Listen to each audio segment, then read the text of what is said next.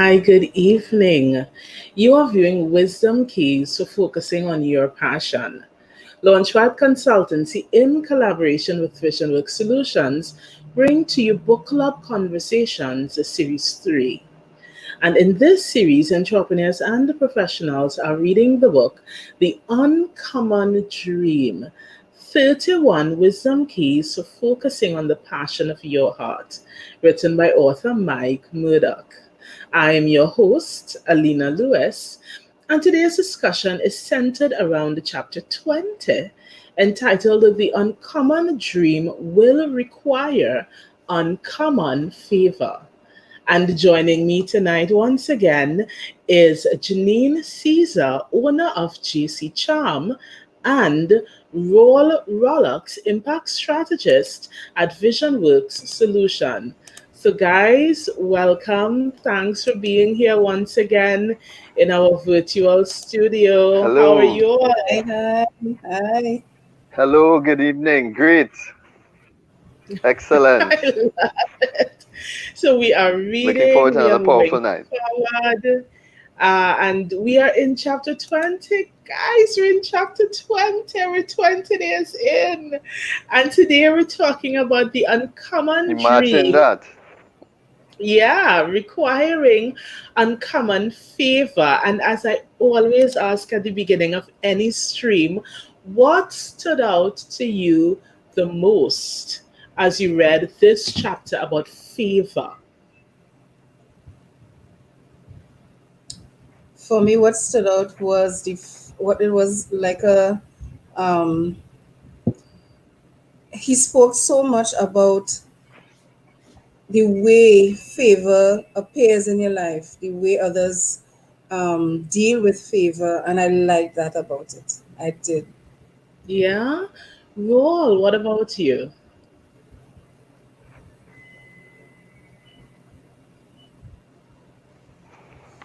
I wouldn't say it was a specific quote yet, but the whole topic triggered thoughts that I would have had, being involved in business for many years. You always think about what's the success formula, what's the formula for success, and you look around and you see people who may not have even made the same amount of effort that you've made, you know, and they may not even be doing all the things right, but yet they have a measure of success that may even succeed, may go beyond yours.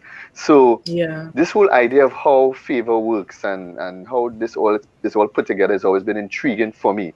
And I know I've come to understand that it's not always because of a specific effort, although we have to make effort, that there's a divine work at hand that looks at not just what we do um, in a specific job towards a specific goal, but the things outside of that, the small acts of kindness that we can do every day to some people we never even see again. All those things accumulate, and there's a return on that type. It's like an investment. There's a return that gives favor in different areas of life. So that's the thought that kind of it triggered for me.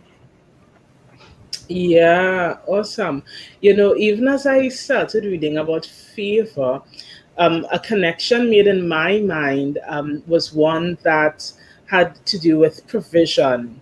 And one of the things I often, I should say rather, share with entrepreneurs when I do sessions with them is when we start talking about what you need, a lot of times there is this assumption that what I need is money and money will solve everything that I have to be able to access in, through, and for my business.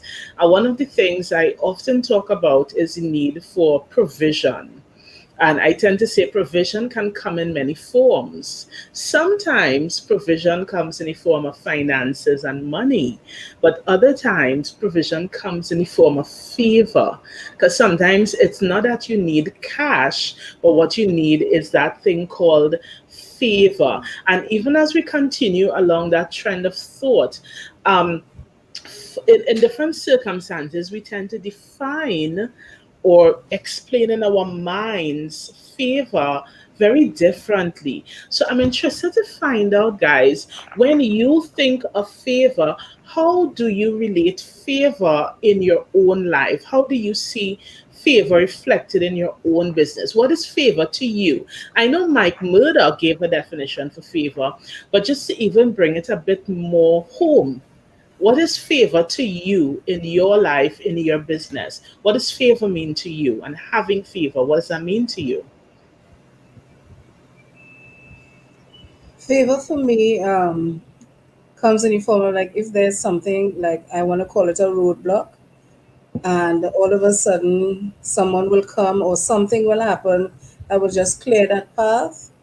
And for me, that is something that I would consider favor. Or sometimes it might be someone who you might be stuck thinking about a particular thing that you can't seem to get past. And someone would just come and say, so why don't you try XYZ? And I was like, and sometimes you'd be like, okay, this the the clouds would part and the sun would shine. And I was like, okay, I now I can see where I need to go. Sometimes, and for me, I treasure those little moments that could make the big difference in your life. To me, that is favor. It's not always in cash. While cash is nice, but um, that little bit of help or assistance, for me, Yes. it makes a big deal. It's a big deal. Yeah, it's a big deal. Yeah, well, what about you?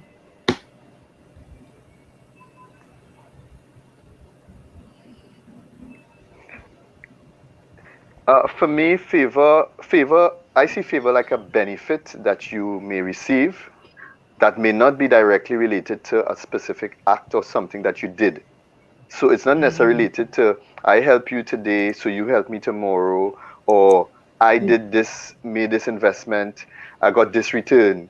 Oftentimes, it isn't a direct correlation between what you're currently doing and the benefit that you get. And in that regard, favor is as wide as it is broad. In fact, some favor is generational. Some of us have benefited from our parents' acts of kindness or our parents' integrity or parents' character. All right. Sometimes I don't know if it's ever happened to you. Sometimes you had a roadblock, and let's say you didn't have your seatbelt on or some sort of infraction, and then the officer says, "But aren't you so and so and so?" But I know so and so. I know your father. I know this. I know that. So you find that it's not something that is directly related to effort. And I'm not saying that we don't have to make effort, but it comes to you almost unmerited. It's a benefit that can come through access to things that you go into a bank and you wanted to get a loan, or you're seeking employment, and it so happened that the HR person you knew or knew your father or somebody you had helped along the way. So I see it as a benefit that is not directly related to an effort that you put in. Yeah, for me, just a compliment with you all are saying, I look at at favor as being related to open doors. Of course, not a literal door, but a lot of times for me in my life, in my journey, when I start thinking about favor, I start looking at shifts in opportunities and how things work out. And sometimes, whether it's a new project or an idea or a challenge. And for me, I tend to experience favor in the form of open doors, or should I rephrase and say, even in the form of solution. And I think they all encapsulate how favor can be experienced. And even as we start to think about favor, one of the things that stand out to me is I know for many persons, and I remember a recent conversation either yesterday or the day before, we spoke about the difference between um, people who are like parasites and people who are your people. When you talk about friendliness is not friendship, and I remember I think it was both of you, we were on together Really, when really, we had yeah. that conversation. Friendship, yes, And yeah, and I yes, remember yes. we were touching on the fact that so often persons become discouraged because they pour out into others, but then they don't feel as though they're being poured back into. And that can sometimes be a hindrance or a stumbling block to a lot of people.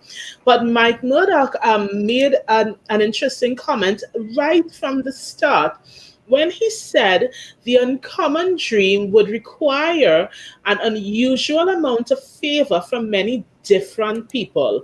And the part that I highlighted in my notes was from many different people. And so, my question to you guys is this: how do you reconcile your expectations as entrepreneurs when you start thinking about receiving, whether a favor being poured into, and you say, okay, it mightn't be one person, it might be 10 people. Who should I look forward to pouring or supporting me? How do you reconcile that in your mind so that you could gauge your expectation as a point of motivation? Roll is laughing, so that means he understands where I'm coming from. Because it's a thing for a lot of people that sometimes we feel discouraged or Well, demotivated because I'm giving, I'm not receiving, I'm not sure, da da da. But Mike Murdoch is saying no. The uncommon dream, that big thing that you're pursuing, is going to require a whole lot of favor from a lot of different people. How do you know how to place your expectation if the reality is it's going to be coming from these all different kind of people? What are your thoughts? yeah, I think first of all, we have to be careful how we define favor in our lives. And sometimes we are so specific and granular about favor that if it doesn't come in a particular way, we feel we didn't have favor. When the reality is that we've had favor in some other way, maybe through your health or through like where I spend some time in insurance.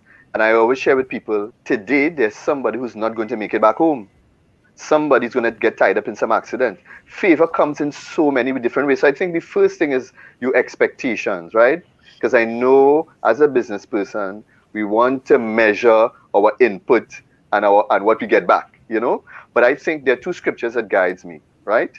There's a scripture that says, and I made a note of it here in Galatians 6 verse 10. As we have therefore opportunity, let us do good unto all men. And the other one in Proverbs 3:27 that says, withhold not good from them to whom it's due when it's in your power to do it. So in other words, I think our responsibility is to bestow acts of kindness to people wherever we can. And be begrudging and don't be measuring and saying, oh gosh, I did all these things and it didn't come back to me. It will come to you. And sometimes it comes back to people around you. Sometimes it comes back to your children, you know. So favor to me is as wide as it is broad, and we have to be able to recognize favor beyond a specific need that we have. Favor comes in many different ways, and that's how I reconcile it. Because just yesterday, for example, I went to the bank to get a document done, and they told me it was going to be $15 a page, and I had about 20 something pages. And the attendant looks at me and says, don't worry, you'll only pay for 10. You understand? For my pocket, that was favor. No, can I connect that to some specific thing? But who knows? Who knows? Acts of kindness in our lives, you know, as we continue to do it, it builds up and it manifests. So that faithfulness, which is what Mike Murdoch was talking about in one of his 15 keys there, manifests itself in different ways in our lives. So that's how I see it. That's how I reconcile it. Yeah, great. And Janine, what are your thoughts? For me, I don't expect anything. I do it just because it needs to be done. You need to be a good person to others. You need to do because you do. It does come back to you. It does come back to you. You know, they speak about this word is escaping me. When you do good, it comes back to you no matter what. Karma is real to me. So you always need to do good. Look to Yes. see where you can do good things for other people and not expect anything in return. Because so I don't expect anything in return. And sometimes they repay that kindness when you least expect it, but when you need it the most. So I always hold to that. Keep doing good. Keep doing good. Keep doing good. It's going to Yes. come back to you. God Yes. doesn't sleep. God does not Yeah. sleep. And he knows when to reward you for that action. Yeah. So keep doing good. Yeah, I love that. And even as you say, keep doing good, Gina, it Yeah. reminds me of a comment from Yeah. Natasha. She's one of our panelists. She's in the comment section. One of the things she wrote in, she said that agents of favor become recipients of favor. And that is so in line with what you were just saying, that you keep doing good and you keep supporting, knowing that it's going to come back. But, I want to have a self check moment. And the self check moment stems from this. Lower down in his writing, when he was talking about unforgettable facts of favor, Mike Murdoch mentioned that favor is when someone creates access upward. So favor sometimes comes in that experience where someone opens a door for you to have access upward. And my self check moment says this: how then does an entrepreneur figure out whether what they are experience is favor or whether they are creating an experience of manipulation to step into that upward track? Because sometimes it happens. If we're having an honest conversation in this Yes. bubble of conversation, Yes. Yes. sometimes it's not that it was favor. Sometimes what it is that you create a situation to manipulate someone or a situation to try to get your footing upward. And if it is, and one of the things Mike Murdoch talks about a lot in the book is integrity. So if through this conversation we're supporting the idea of integrity, I'm interested to find out, do you all have any views about how an entrepreneur could self-check to make sure their pursuit is not one of manipulation, but one of receiving favor when they're walking into those upward experiences? Any thoughts to share on that? When you mean that the manipulation is coming from others, or we are Yes, no, no, no. manipulating? From the I, the entrepreneur, not from the Okay. people out there. From the perspective Okay. of the entrepreneur seeking growth. Well, for me, my belief holds it's true. I don't expect it. I don't expect it. So I don't go into any relationship, any conversation, any situation where I expect you to reciprocate the good that I am doing. Does that mean So expectation that is bad? no, no, it's not bad. But if it comes, I'm grateful for it. Mm. But we are all human. Sometimes we're not able to. Sometimes others, and even though they're in a position to, they may not be able to. So if you go into that situation looking for them to reciprocate, you're going to be disappointed, and a lot too. So I just go again, as I said, just keep doing what it is you need to do, and make sure you do it well and with good intentions. And Yeah. it may not come. It might be, as he said, somebody else might be watching you, and realize that you're doing it with integrity, and that's where your favor comes in. So it may not be from the same person that you're working with to get the things done, but it might be somebody higher up or above them that might be looking at it and saying, "Okay, yeah, I like what's going on here," and they give you the favor. So Roll, what are your thoughts on this?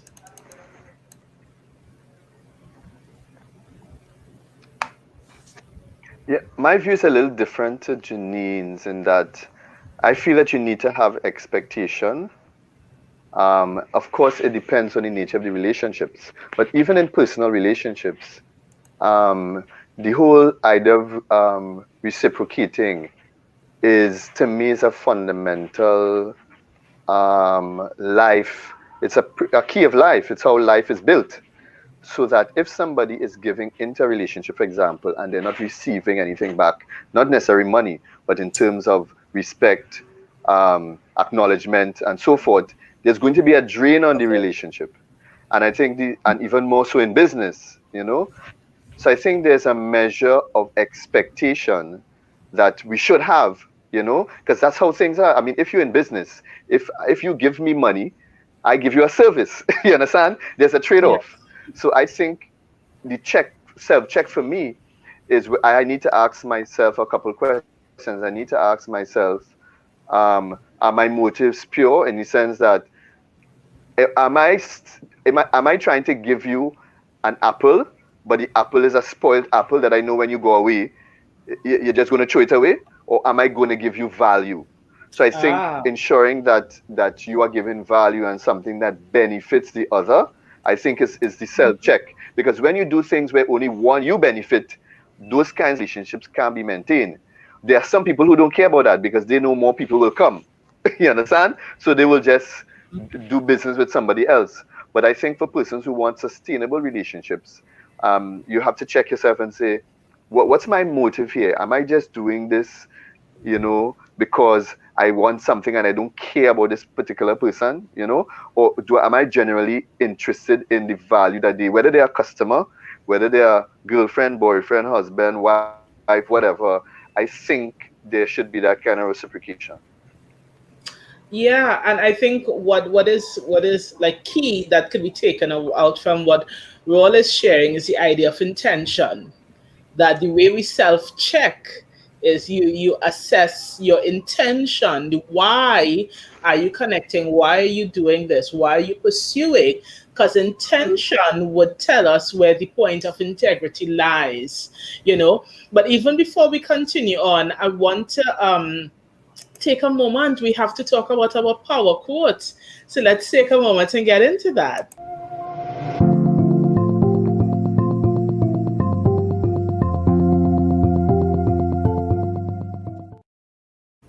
So, Janine, what is your power quote that you'd have taken out of chapter 20? For me, it was when he said, run with excellence. And it's something that I had a teacher of mine years ago. I'm not giving away my age, but years ago, um, he came in the class one day. We were doing accounting, and he said, well, he taught accounting, and he said, in everything you do, always autograph your work with excellence. And that has stayed with me throughout, Yes, yes. from that moment to now. That has stayed with me. Whatever you do it with excellence. So when he said run with excellence, I immediately connected to that. Like, you see, it came right back. Don't forget.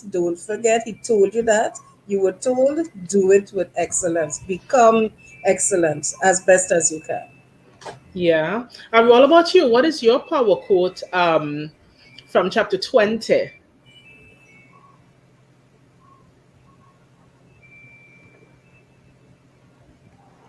Yeah, I think you actually mentioned it already. That's the first point he made. True favor is a gift from God through people, and recognizing and valuing people, I think is key to this question about favor. And favor brings favor. And I had a coach, a leadership coach, who represented that, and I saw the quality of life that he lives. Well, he still is alive. He lives, and he's the kind of person, if he's going into an establishment, he will greet the security guard. He will he will talk well with the people in maintenance, the person who's cleaning the floor, the person who is, he'll go behind in the kitchen to see who's preparing the meal. He was always that kind of person to engage people of every sphere, every walk of life. And I saw that the benefits of that in so many ways. I saw him drive into places and park and walk back out, and because he knew the attendants. He knew, you understand? He knew the people selling at the side of the street. He was that type of a person. So I think understanding and valuing people, to me, jumps out, and you just never know when those things are going to come back to you. Whether you're in a police blockade, or maybe you're in a situation looking for a job. Those things, you just never know when it's going to happen. But you just have to continue to value people and pour into people. So I like the first one, the first quote he mentioned. Yeah, and of course, Can I yes, go ahead, mention Janine. something about that? That reminded me a few years ago. There's this guy that sold on the side of the road. He sold, those who sell dinner mints and those little snacks. And when I used to go for breakfast in the morning, when I was working with them, I Every time he passed, he would say good morning. I say hi, good morning, how you going? And he would say fine, and that would be our conversation. Every time I passed and he was there, that was our conversation. And a day, I was driving past, and my car, it was in a little incline.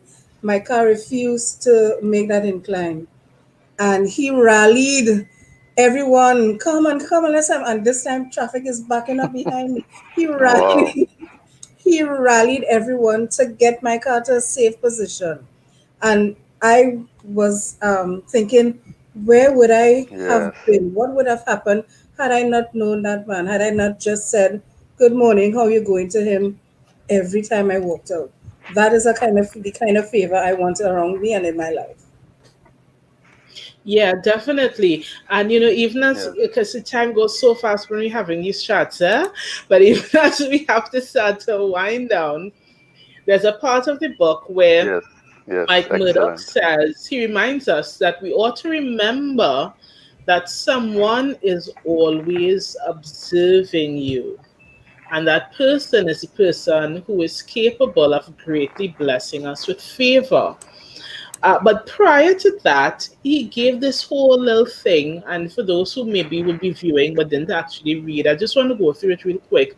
Where he said he looked at characteristics that we should carry. People who are pursuing the dream, looking to establish a thing, expand, rebrand.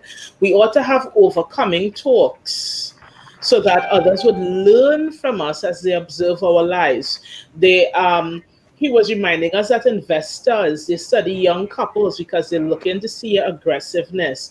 He was reminding us that leaders scrutinize and note the behaviors of assistants and fellow leaders. He said, Powerful. powerful men long for someone to trust because that's the person they're going to want to work next to them. That aggressive leaders are always searching for others who are also aggressive and energized and diligent. And so I make note of that to say someone is always looking, and we've been talking about favor, open doors, situations working out for us, upward movement. But here it is, before he closes the chapter, Mike Murdoch suggests to us it doesn't just come just because in a lot of cases, but he implies, I believe, that we have to position ourselves so that we can be noticed and so that we can be a recipient of favor. My question is, how do you, in your entrepreneurial journey, position yourself to receive favor as we consider these points that Mike Murdoch highlighted? For me, I need to, at least for my clients, I need to know that you're satisfied and not just like okay, this went on. I need to know that you must have that, oh my gosh, it was so great kind of thinking, kind of feeling when the event is finished. That for me, because from that now, you get, my business goes word of mouth. So from that now, they will speak to others about the experience that they have, and from that now, I get another client or somebody looking to work with me. That's the kind of favor that that happens in my business. So I always try to keep that bit of awesomeness with my clients. That would bring that favor back to me. Yeah, Roll, what are your thoughts? How do you, as an impact strategist, position yourself for favor?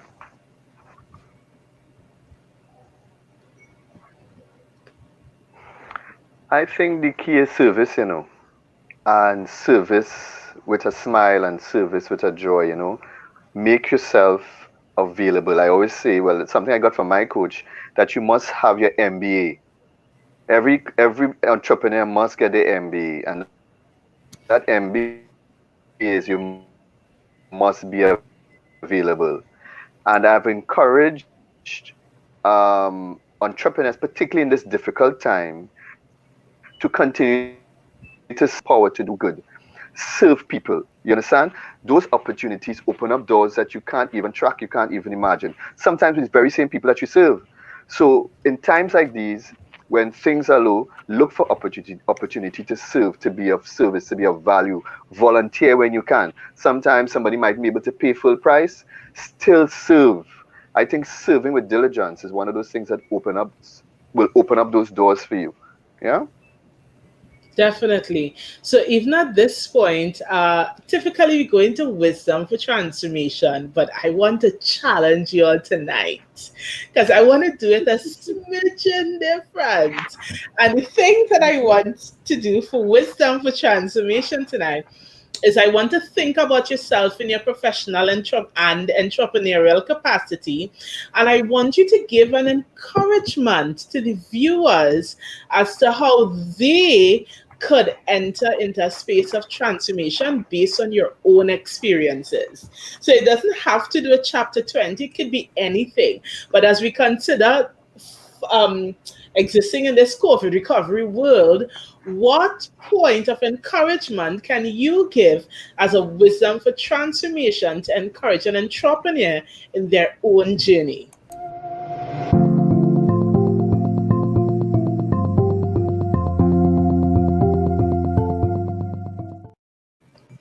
Janine. Um, my bit of encouragement again leads back to God. He does not sleep. He knows the path that He has set for you, and He is not going to take you where He cannot lead you out of. He's always going to be there with you. So, as long as you keep doing what it is you need to do, understand that at this point in our lives, with COVID around us and the craziness that was 2020, you need to be adaptive to change because things aren't the same anymore. Be adaptive to change. Um, it doesn't have to be a big change. Sometimes a little change can make a big difference. But be adaptive to change and know that any little change for the positive is going to make a big difference in your business. And it's going to bring the favor back to you. So Awesome. just be open and realize that God is going to hold your hand and lead you through it. Roll.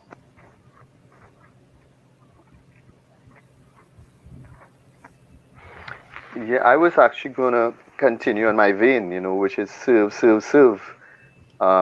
These are the times that people begin to look inward. They begin to look at their own needs, and they forget that there are other persons in need. I think this is a great time to get connected to your community. In my work, which focuses on impact and social impact, we see that the world is at a place where if you don't consider the social impact of efforts, we're just not going to make it. You see all the efforts right now to help the first responders. I was looking at a story earlier today about doctors that succumbed to the COVID, right? There's always some opportunity for you to help, reach out and help in some way. And all these things will come back to you. I also wanted to jump off on the point that Janine said about change. This is a pivot point for all of us. And we have to embrace this pivot point and understand that this has not been the first time that we've had to pivot. If you go through history, if you go through economies that rise and fall, we've always had pivot points. Pivot points take us to a higher level of human experience and help us to live more abundantly, but it comes wrapped up in difficulty and challenge. So if we could switch our mindset to look at the opportunities and focus on the opportunities that God is bringing through these challenging times, we will see, first of all, there's an opportunity to serve. And as we continue to serve, we'll see an opportunity to solve a problem that will bring us profit. Definitely. So even as staying with your role, again, I want to chat about VisionWorks. Of course, it's a time of pivoting for a lot of persons. So, could you take a moment in talking about VisionWorks tonight just to share with persons who will be viewing what they should know about VisionWorks and how VisionWorks is able to help entrepreneurs and professionals in these times?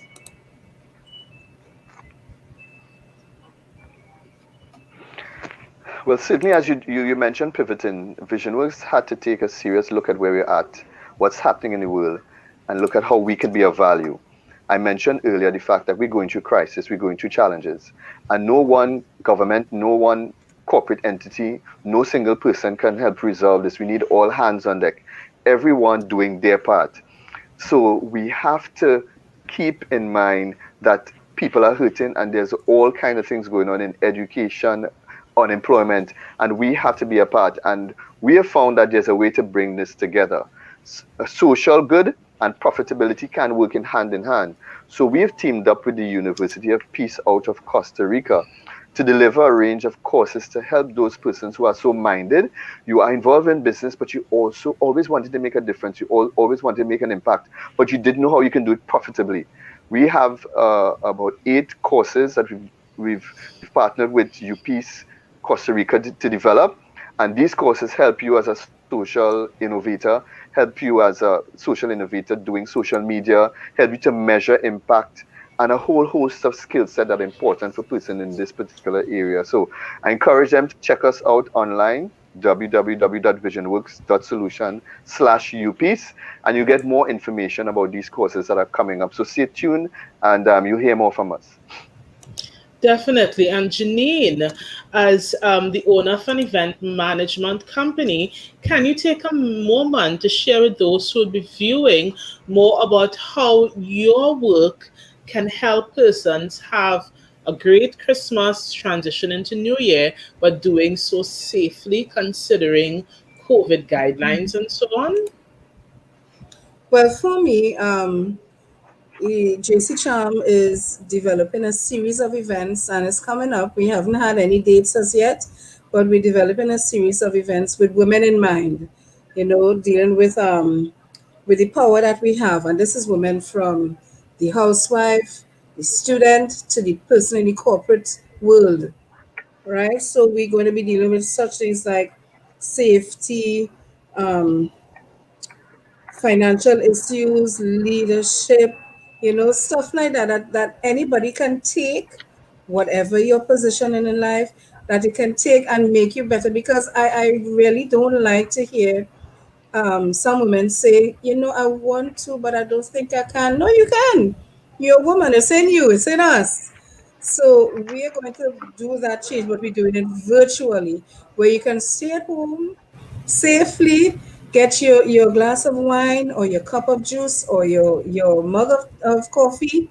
You can stay at home and we can teach you ways to become better. Or we might that little spark that you weren't something about that you weren't thinking about all the time. We're gonna effect a change in you that you're gonna like, and you're gonna become the queen that you are. So stay tuned. We're on Facebook and Instagram. The name of the series is Insights.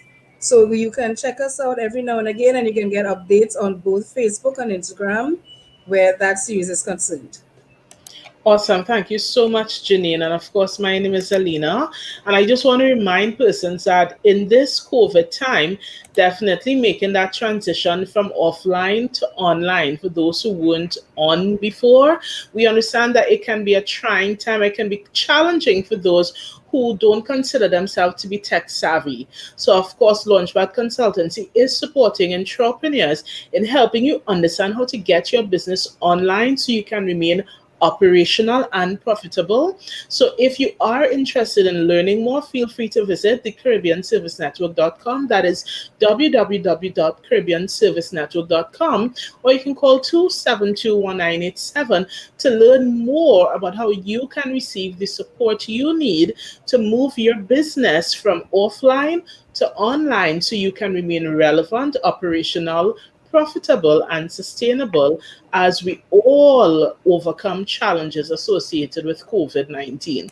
So, guys, as always, it was so great having you join me for Book Club Conversations. To the viewing audience, if you've not liked the page yet, like, subscribe, share, tag your As always. friends.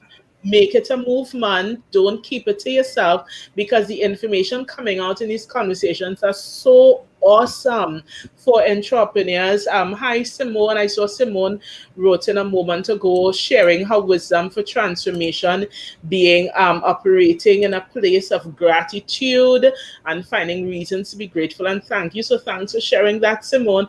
And to everyone else, we will most definitely see you tomorrow for the next stream of Book Club Conversation Series 3. Until then, have a great one, guys.